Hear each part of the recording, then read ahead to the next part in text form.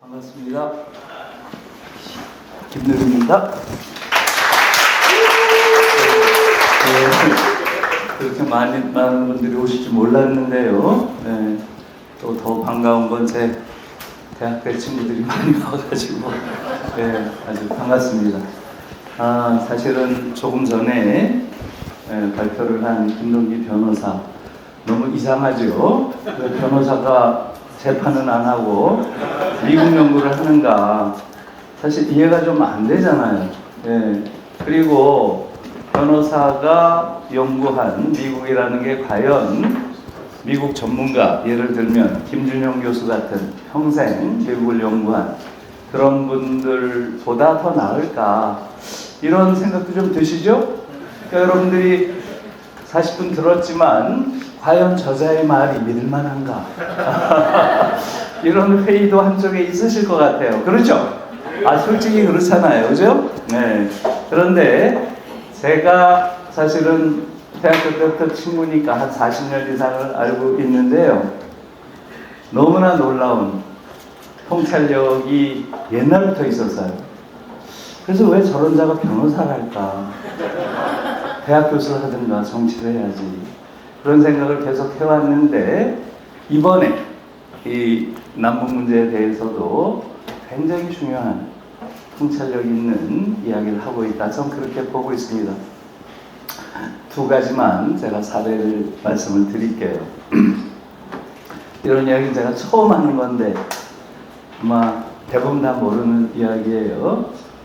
노무현 대통령이 될 때 그 직전에 아무도 저는 한국 사회에서 노무현이라고 하는 국회의원 그것도 몇 번 당선되지도 않은 그때 아마 한 번 당선됐나 두 번 당선됐나 그랬을 거예요. 종로에서 보궐선거 그렇죠?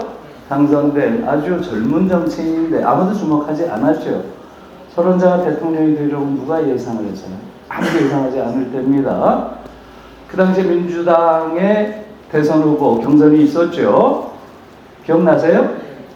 그때 노무현이 되려고 누가 예상했어요? 아무도 예상하지 않았어요.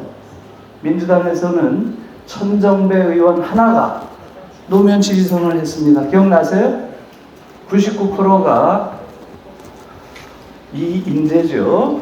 이인재를 지지하고 했던 때인데 사실은 그 한 몇 개월 전에 김동기 변호사가 저한테 와가지고 야 다음 대통령 노무현이야. 그러더라고요. 나는 한국에서 그 얘기를 처음 들었어요.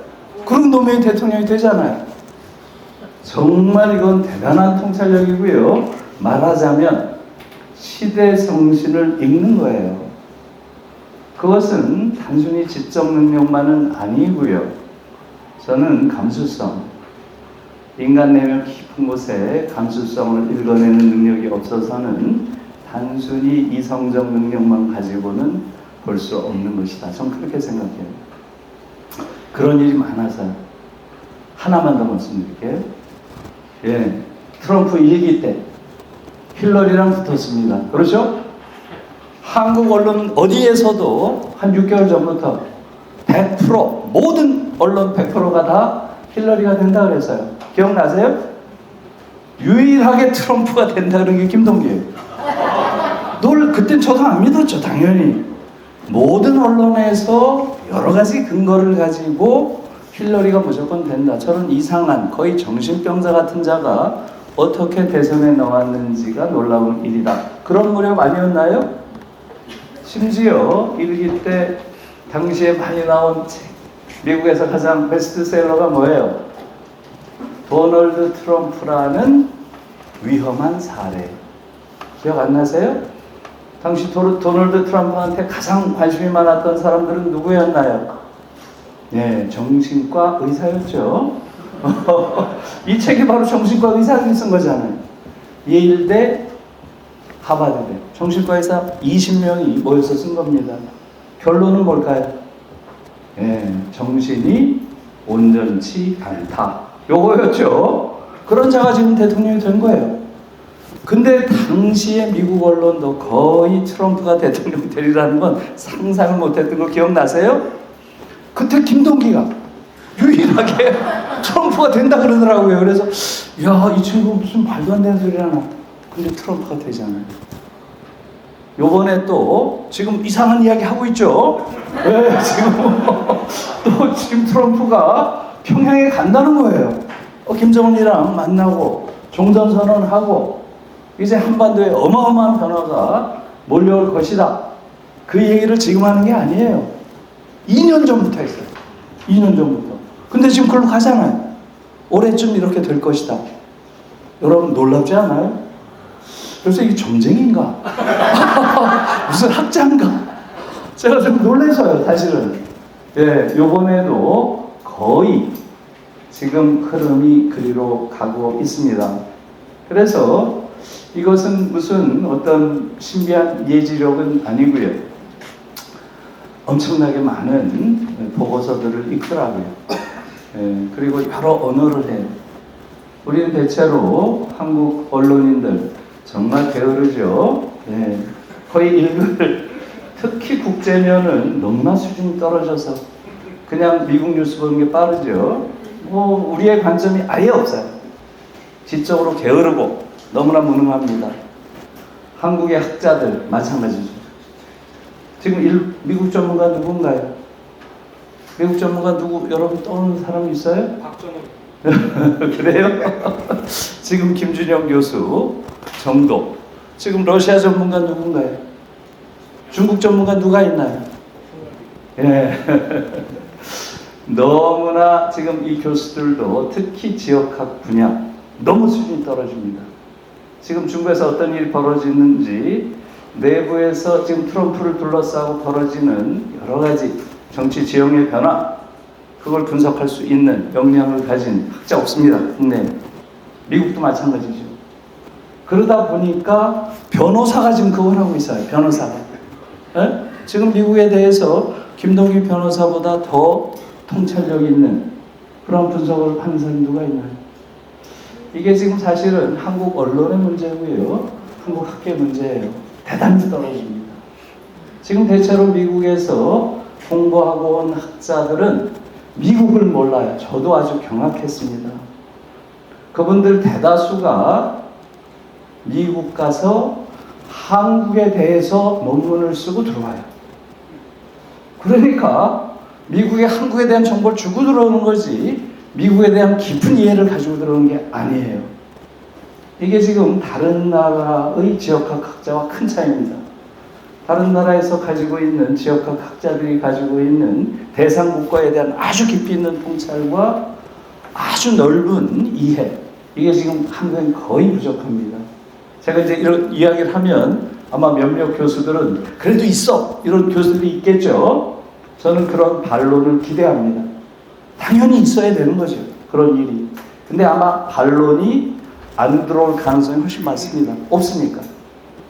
저는 그걸 저도 한 30년 학계에 있으면서 많이 느꼈어요. 이렇게 미국을 공부한 사람이 많고 일본을 공부한 사람도 많고 중국을 공부하는 사람도 많고 러시아를 공부하는 사람도 많은데 정작 거기에 대한 깊은 통찰력 그리고 미래를 바라보는 예지력을 가진 이런 학자를 보기가 어려워요.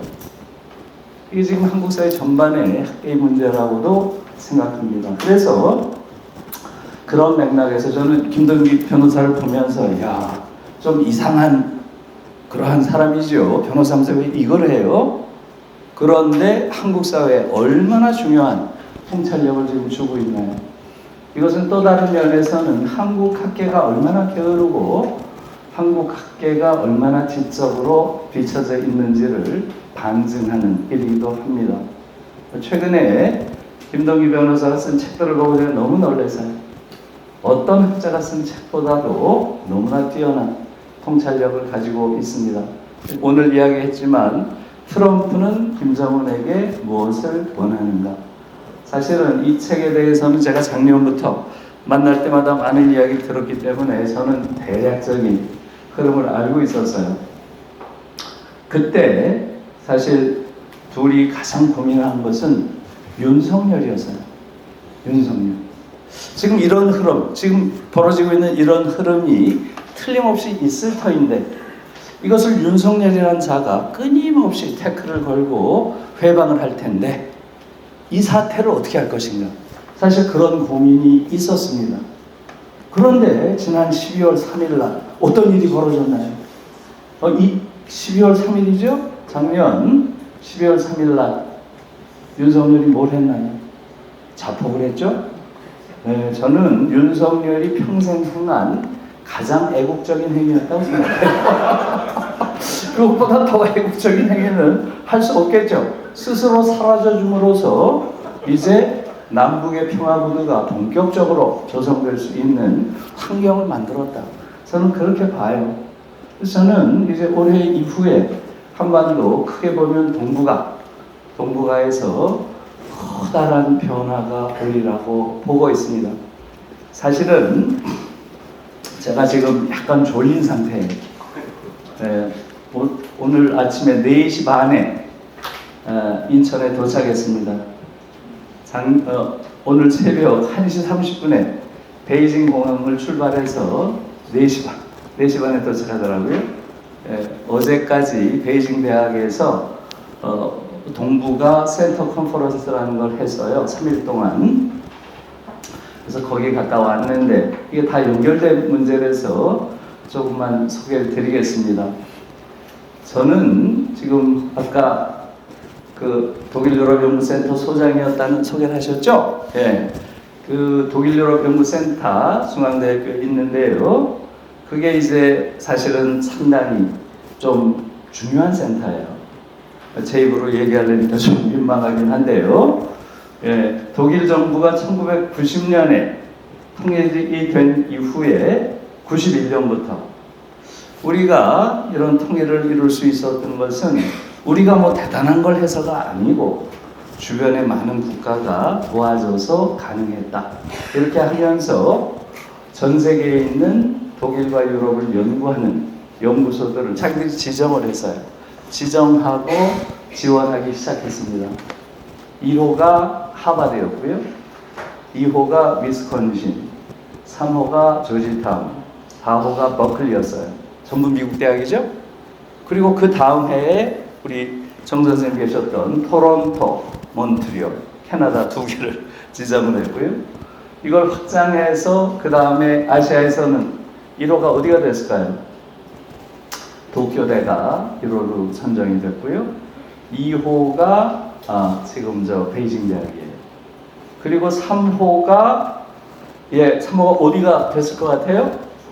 흐름으로 봐서는 서울대가 되는 흐름이죠. 그런데 중앙대가 된 거예요. 좀 이변이었어요. 왜 중앙대가 됐을까요? 그런 사람이 많아요. 저 때문은 아니고요. 공모예요, 공모.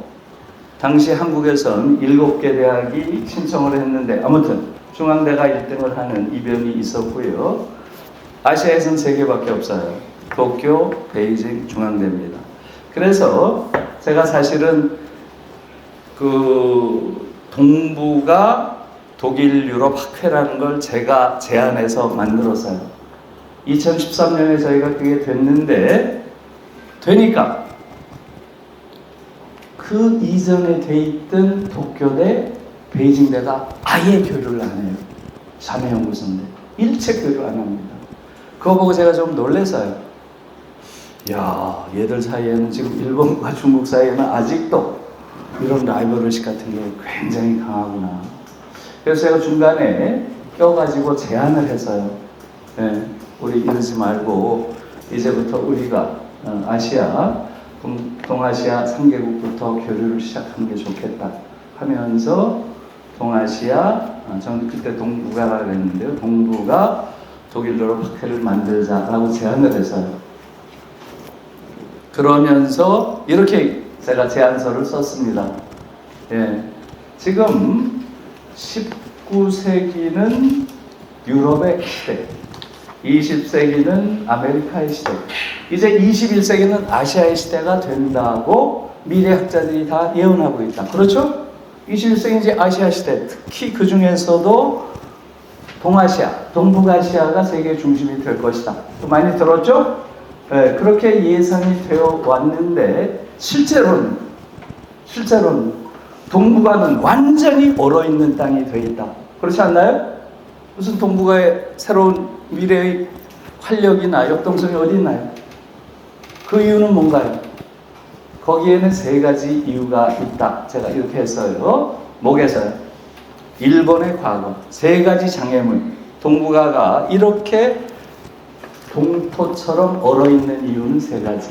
일본의 과거, 한반도의 현재, 중국의 뭐겠어요? 미래 때문이다. 이렇게 정리를 했어요. 일본의 과거는 뭔가요? 우리가 다 아는 거죠? 일본은 사실 대단한 나라예요. 그런데 과거에 묶여서 아무것도 못해요. 아무것도. 지금 이런 국제적인 학술 대회나 국제적인 모임 가면 제일 외축되어 있는 사람들이 일본인들이에요. 도덕적 권위가 없어요. 아예. 누구도 인정 안 합니다. 일본은. 그래서 일본은 완전히 과거에 의해서 비틀어져 있는 나라예요. 여전히. 과거의 무게에 해방되지 못하고 있는 나라고요. 한반도의 현재 뭐겠습니까? 말할 필요도 없죠? 한반도 전체가 완전히 갈려가지고 동북아의 교류 자체를 차단하고 있어요. 물리적으로 동북아를 완전히 갈라놨습니다. 뭐 말할 것도 없는 거죠. 그 다음에 중국은 뭐겠어요? 미래 중국의 헤게모니에 대한 공포를 모두가 가지고 있어요. 주변국 모두가 가지고 있죠? 쟤들이 앞으로 패권을 행사할 때 우리가 과연 어떻게 저지할 것인가? 여기에 대한 공포가 있습니다. 이 세 가지가 동북아의 그런 교류를 활성화하고 거기서 새로운 어떠한 질서를 만들어내는 걸 어렵게 하고 있죠. 그래서 이 세 가지 문제, 결국은 뭐예요? 과거 청산, 그 다음에 분단, 그 다음에 패권주의의 문제죠. 이 세 가지 문제를 동시에 푼 나라가 지구상에 딱 한 나라 있다. 어디겠어요? 과거 청산, 분단, 그 다음에 독일이죠. 독일이 유일하게 이거 풀었어요. 다. 독일이 이 세 가지 문제 중에서 한 가지라도 못 풀었으면 유럽 통합은 없습니다. 독일이 과거 청산이 안 됐다거나 통일이 안 됐다거나 혹은 패권주의에 대한 그러한 불안을 불식시키지 못했다면 유럽 통합은 없습니다. 이 세 가지를 독일이 다 했기 때문에 유럽 통합이 가능했던 거고요. 그래서 우리가 모두 다 독일 전문가니까 우리가 앞장서서 이 세 가지 문제를 풀어내자. 일본의 과거 청산 문제, 한반도의 분단 문제, 중국의 패권주의 문제. 이걸 풀어내서 동북아의 평화 공동체를 만드는 그러한 역할을 앞에 서서 선도적으로 해야 된다. 제가 그렇게 제안을 했는데 다 동의했어요. 다 동의해서 지금 어제 그제 베이징에서 한 게 7번째, 2년에 한 번씩 돌아가면서 하니까 7번째 회의였다고 합니다. 여러분, 지금 중국은 어떤가요? 지금 이 모든 문제, 오늘 김동기 변호사가 발표한 이야기의 핵심은 사실은 미국이 아니라 중국이죠? 중국의 변화된 위상. 이것이 남북관계에 지금 큰 변화를 가져오는 거 아니에요? 중국의 위상이 변화하면서 미국이 북한을 이전엔 아예 거들떠보지도 않았던 북한을 주목하게 되고 북한이 가지고 있는 전략적 가치를 새롭게 깨닫게 됐다는 거 아닌가요? 예. 그러면 중국은 어떻게 변하나요? 중국은 지금 어떻게 변하고 있어요? 예. 이런 부분들에 대한 지금 성찰이 필요합니다. 그래서 제가 40분 동안 어느 정도까지 얘기할지 모르겠지만 지금 이 김동기 변호사가 지금 이야기한 이러한 것이 가져올 그러한 변화가 갖는 의미를 제가 좀 이야기를 하고요. 그것이 동북아 질서에서 어떤 의미가 있는지, 그리고 대한민국이라는 이 이상한 사회, 이 이상한 사회를 어떻게 앞으로 이 사회를 어떻게 바꿔낼 수 있는지 이런 이야기를 제가 조금 해보겠습니다. 시간이 많지 않으니까요. 짧게만 말씀드릴게요. 여러분, 지금 제가 2025 체제라는 이 말을 제가 처음 쓴 것 같아요. 제가 한겨레 칼럼을 쓰면서 3월 며칠 날, 3월 20 며칠 날 칼럼 제목을 이렇게 썼습니다. 2025 체제로 새로운 대한민국을, 그런 칼럼을 써서요. 제가 제 이름을 치고 2025 체제 이렇게 치면 나올 겁니다. 그래서 저는 그 칼럼이 상당한 주목을 받고 많은 사람들이 2025 체제라는 말을 쓸 줄 알았어요. 아무도 안 써요. 그거 들어본 사람 손 들어보세요. 2025 체제. 한 분도 안 계시네. 아, 한겨레 신문이 이게 문제예요. 아무도 안 읽는구나. 아무도 안 읽어요. 네. 제가 그 얘기를 한번 한 적이 있어요. 제가 13년 동안 한겨레 신문에 칼럼을 써오는데 별로 사회적인 영향력이 없는 것 같아요. 네? 그러다가 JTBC 차이나는 클래스 요거 1시간 나가니까 어마어마한, 네? 모르는 사람이 없어요. 네? 장 보러 갔는데 막 와서 인사하는 사람도 있어요. 세상에 이게 뭔가. 정말 이 미디어의 힘이라는 게 어마어마한 거고요. 네, 아무튼 지금 옆으로 좀 빠졌는데요. 한겨레 신문에 그걸 썼는데 그걸 많은 사람들이 주목하지는 않은 것 같아요. 제가 유일하게 주목한 분이 백낙청 선생인 것 같아요. 백낙청 선생. 5월에 창작가 비평이 나왔는데 거기서 2025 체제를 세우기 위하여 이런 대담을 하더라고요. 그래서 백낙청 선생은 이것이 갖는 의미를 깊이 좀 인식하신 것 같아요. 왜냐하면 그분이 계속 분단 체제론 해가지고 한반도 문제에 굉장히 깊이 있는 식견을 가지고 있다는 거 아시죠? 그렇기 때문에 이것이 가지고 있는 의미에 대한 성찰이 있었다, 저는 그렇게 보고요. 자, 2025 체제가 무슨 얘기인가? 저는 이렇게 생각을 합니다. 올해가 보통 연도 뒤에 체제가 붙는 건 뭐예요?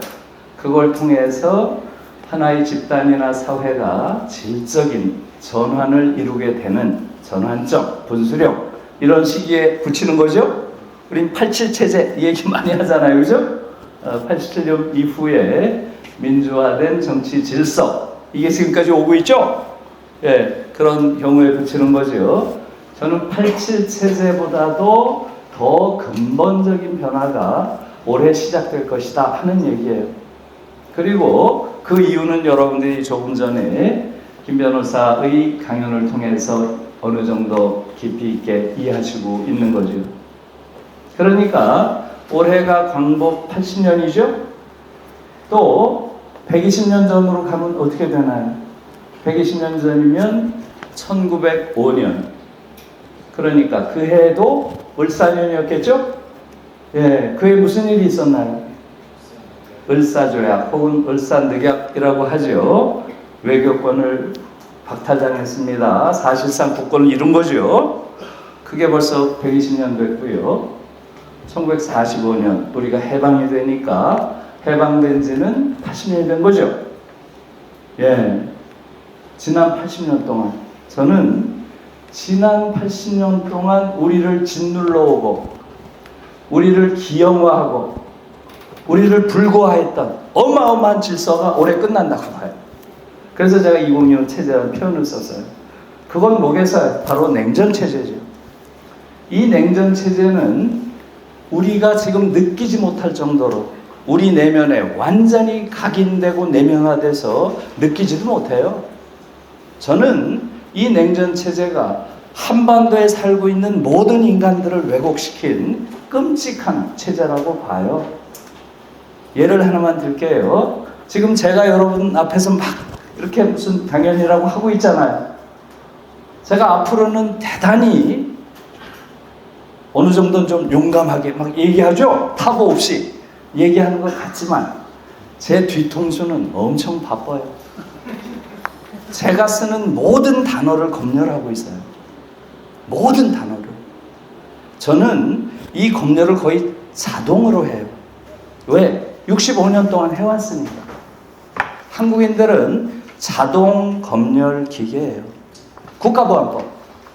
국가가 한 개인의 생각까지 검열하겠다? 세상에 이런 끔찍한 법이 아직도 있는 나라가 어디 있어? 이 냉전이라고 하는 도저히 상상할 수 없는 이상한 질서가 한국인들의 머리까지 전부 왜곡시켜 놨어요. 지금 한국에서 선진국이 됐음에도 불구하고 학문분야 노벨상이 하나도 없는 유일한 나라예요. 한국이. 지구상에. 선진국 중에서. 왜 그렇겠어요? 늘 자기 검열하는 놈이 무슨 학문을 해요? 학문을 하기 위해서는 절대적 자유가 필요한 거예요. 특히 인문사회과학에서 한국의 수준은 너무너무 떨어져요. 왜 그렇겠어요? 자기 검열을 하는. 네? 머릿속에 한국인들은 자유주의부터 민족주의까지밖에 생각 못해요. 이게 다예요. 한국인들의 정치적 상상력은 다른 나라의 절반이에요. 딱. 자유주의를 넘어서는 왼쪽의 사유는 아예 못해요. 검열보다 더 무서운 게 뭔가요? 자기 검열이에요. 전두환 박정희가 우리 검열했죠? 그건 아무것도 아니에요. 애들의 노름이고 제일 무서운 건 자기 검열이에요. 스스로 알아서 늘 검열하는 이런 인간들이 5,200만이 여기서 살고 있어요. 이거보다 끔찍한 게 어디 있어요, 여러분? 이것을 느끼지 못한다는 게 더 무서운 거예요. 완전히 습성화되고 자기의 자아가 돼버렸어요. 이 검열하는 게. 이런 것들이 말하자면 한국 사회를 완전히 기형화시킨, 또 불구화시킨 냉전의 상처들이죠.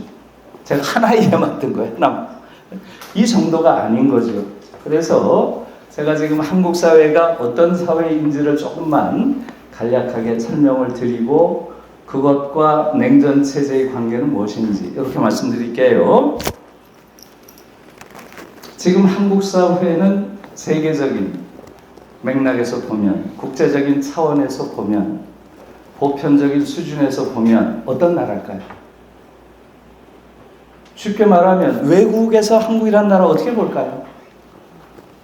저는 조금 전에 말씀드린 대로 아까 독일 정부에서 하는 그 독일 유럽 연구 센터라고 하는 요게 현재 13개국의 20개 나라에 지정되어 있어요. 아까 몇몇 나라는 얘기했죠. 유럽에도 당연히 있죠. 영국은 캠브리지고요. 그 다음에 얼마 전까지는 상트페터스부르크, 러시아는 상트페터스부르크 연구소였어요. 이게 재작년에 축출됐습니다. 연구소에서. 네. 우크라이나 전쟁에 대해서 지지하는 그러한 입장을 보였다고 이걸 독일에서 뺐더라고요. 재작년에 빠졌고요. 그래서 지금 12개국에 19개 연구소가 있는데 여기서 매년 센터 컨퍼런스를 해요. 매년. 그러니까 저는 다른 대학 선생에 비해서는 비교적 정기적으로 전 세계 학자들을 만날 수 있는 기회가 있는 편이죠. 저는 좀 객관적으로 우리에 대한 평가를 볼 수 있다고 봐요. 저는 특히 지금 미국에서 공부한 학자가 한국 사회 다 지배하고 있는데요. 저는 미국에서 공부한 학자들의 관점은 거의 미국인들의 관점이라고 봐요. 미국에서 공부한 학자들이 한국 사회 완전히 지배하고 있죠. 지금 한국 사회는 뭐 완전히 미국화된 사회인데요. 제가 거기에 대한 논문을 한번 써봤는데 한 1년 동안 연구해 보니까 한국처럼 이렇게 완전히 미국화된 나라 없어요. 그 중에 가장 큰 이유는 학문의 미국화예요. 한국 학자들 대다수가 미국에서 학위를 하고 왔고요. 그들은 그걸 보편적인 거라고 착각하고 있어요. 천만에. 미국 학문이 어떻게 보편적인가요? 사실은 미국인들 스스로도 미국이란 나라를 예외적인 국가로 보고 있죠. 예? 세이멀 립셋 같은 사람은 뭐라고 했어요? American Exceptionalism. 미국은 어찌 보면 유럽 관점에서 보면 완전히 예외적인 국가예요. 근데 한국인들은 그걸 보편적인 거라고 사실 착각을 많이 하고 있어요. 자, 아무튼 저는 이제 물론 미국 학자들도 있지만 전 세계 학자들을 고루 만날 수 있는 그러한 흔치 않은 그러한 기회를 가진 대학 선생이에요. 그러니까 조금 객관적으로 보고할 위치에 있다. 이런 말씀이에요. 한국 어떻게 볼까요? 한국이라는 나라는 정말로 대단한 나라예요. 대단한 나라. 그러니까 사실은 이런 국제 컨퍼런스에 가면 으쓱해져요. 어깨가 막 올라가요, 위로. 너무 감동적으로 한국에 대한 평들을 합니다. 이들이 한국이라는 나라를 대단한 나라로 봐요. 특히 학자들이 심해요, 그게. 뭘 대단한 나라 보겠어요? 캐대헌? 케이팝? 네, 그런 건 아니죠. 학자들이니까 이들이 한국에 감동하는 건 민주주의예요. 민주주의. 와, 어떻게 아시아에서 이런 민주주의를 할 수가 있느냐. 예, 제가 지난 5월에는 브라질에 갔다 왔는데요. 거기선 거의 무슨 영웅 취급을 당했어요. 예? 어떻게 그렇게 용감한 시민들이 있을 수 있냐. 총뿌리를 막 맨손으로 붙잡고 장갑차를 손으로 맞고 전 세계에 다 그게 방송됐잖아요. 그걸 보고 너무나 감동을 받은 거예요. 예, 지금 여기 보니까 윤석열 동기들이 많이 앉아 있는데, 예, 윤석열이는 뭐 다른 것도 못하지만 친위 쿠데타조차 성공시키지 못해요. 이건 95%가 성공한다는 거 아니에요. 예, 지금 한국에서 요번에 이러한 쿠데타를 막아낼 수 있었던 것은 윤석열의 무능도 있지만 더 결정적인 건 뭐겠어요? 예, 우리 시민들의 그러한 용감한 시민들의 민주의식, 예? 그리고 그 광장민주주의의 위대함, 이 전통이 있는 나라가 많지 않아요. 다른 나라 같으면 성공했습니다. 이것을 대단히 높이 평가하고 있고요. 정말 경탄하는 그러한 분위기입니다. 한국의 경제 성장 놀랍습니다. 어마어마한 경제 성장을 지금 한 나라고요. 특히 외국에서 보면 와, 한국은 뭐 선색 없는 선진 국가고요.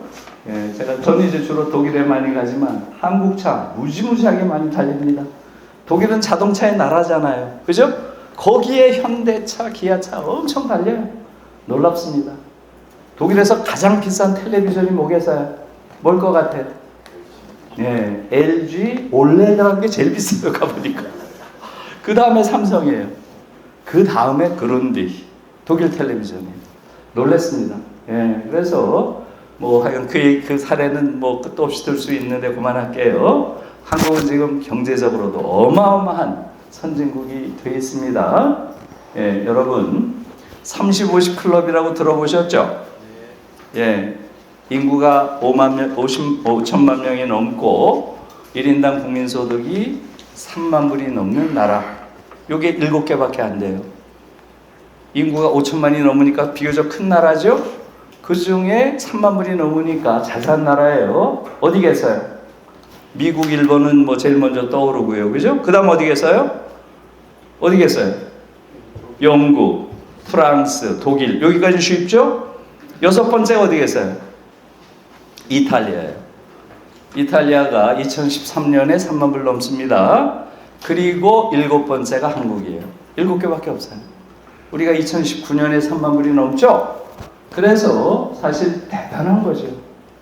예. 30-50 클럽 안에서 민주주의가 1등인 나라가 한국이에요.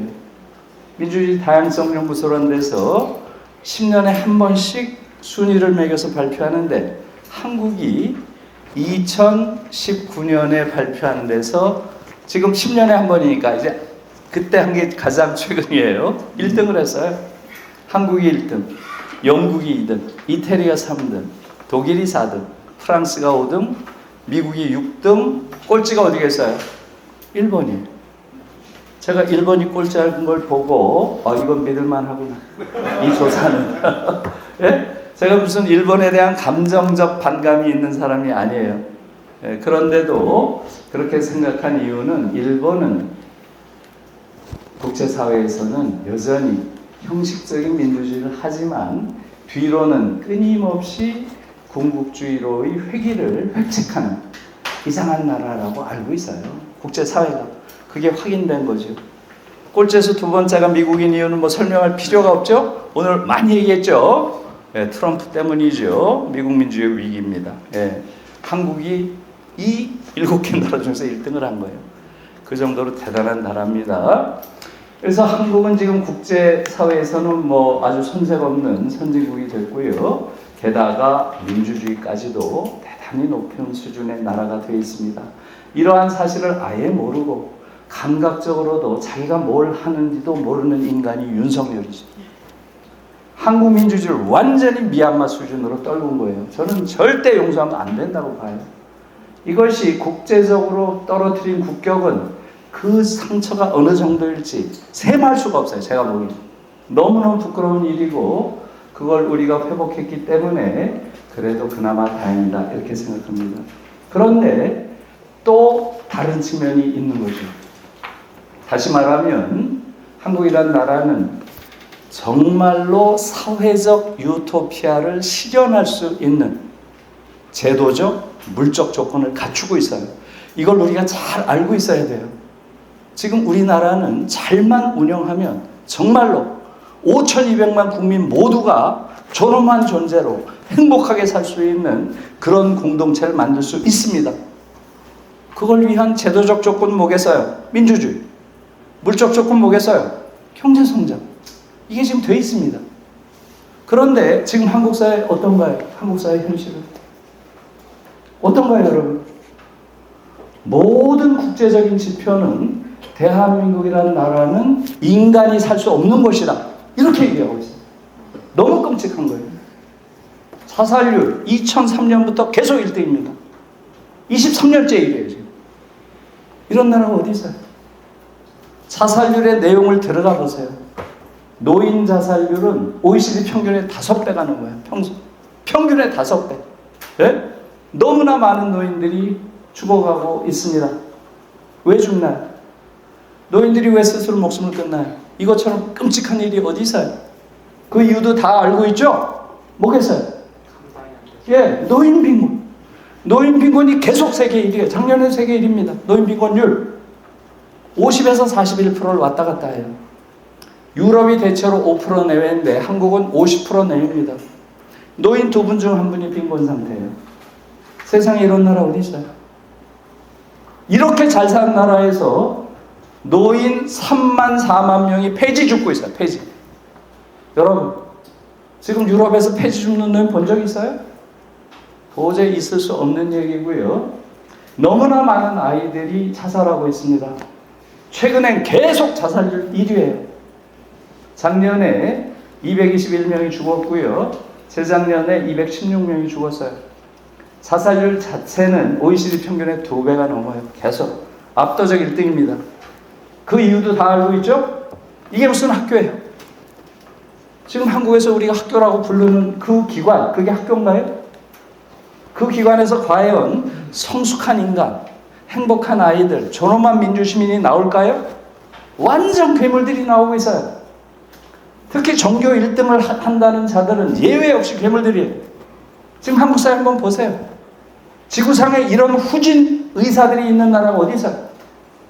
저는 독일에서도 많은 의사들의 시위를 보지만 90% 이상이 환자 복지를 위해서예요. 독일 의료의 질이 너무 떨어졌다. 국가가 이렇게까지 하는 건 있을 수 없는 일, 이러고 나오는 거예요. 도저히 상상할 수 없는 거예요. 요번에 윤석열이의 쿠데타보다 더 놀라운 건 뭐예요? 쿠데타 이후에 한국의 소위 엘리트라고 하는 자들이 보인 행태들이죠. 그렇지 않나요? 법관들, 특히 법조계에 서식하고 있는 이상한 무리의 인간들. 대부분 서울법대 나온 사람들이죠. 그들이 보이는 행태 한번 보세요. 대부분이 다 파시스트예요. 제가 보기에는. 지금 시간이 없으니까 왜 파시스트인지 그 얘기는 제가 칼럼으로 썼어요. 안에 들어가서 보시고요. 분명한 균열을 느낄 수가 있죠. 우리가 어마어마한 성취를 했음에도 불구하고 우리의 현실은 너무 어때요?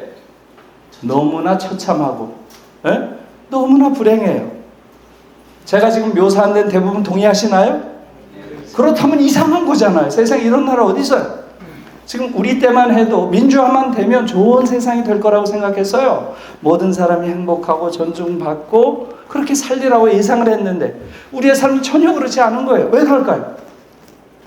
왜 그렇게 해서요? 냉전체제 때문이지. 이 냉전체제가 대한민국이라는 나라를 완전히 망가뜨려 놨어요. 특히 한국의 정치 지형을 지구상에서 가장 보수적인 정치 지형으로 만들었어요. 지금 한국처럼 이렇게 보수적인 정치 지형을 가진 나라가 없어요.